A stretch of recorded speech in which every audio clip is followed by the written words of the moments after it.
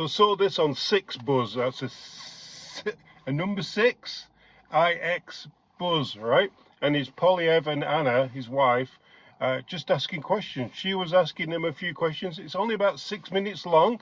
I'm going to put the link to it because then you'll get all the questions in the description,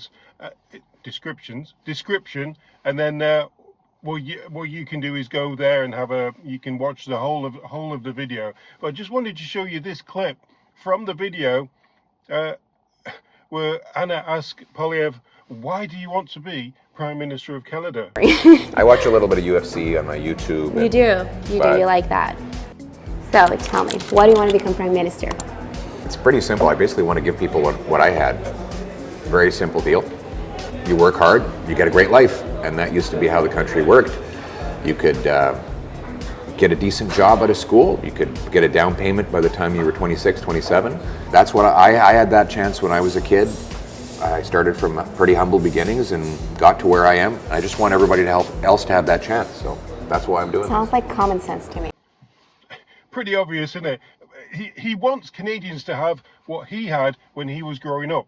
I want my children and my grandchildren to have almost what I had when I got to this country in the early 2000s.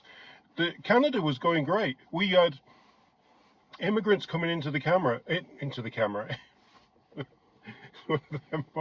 one of them mornings. We had immigrants coming into the country who had to be vetted. I had to prove, before I got here, I had to prove that I could do a job that a Canadian could not do. They were the rules back then when I immigrated to Canada, right? I also had to pay for my own health care. I also, for the first 3 months, I had to also have a medical before I got here to make sure I was healthy. I had to have numerous police checks because we had to have one in Scotland and one in the UK, in England. So we had to have actually separate, back then, separate checks. I had to prove that I could speak English. Even though it said born in England, I had to prove I could speak English. And what else was there?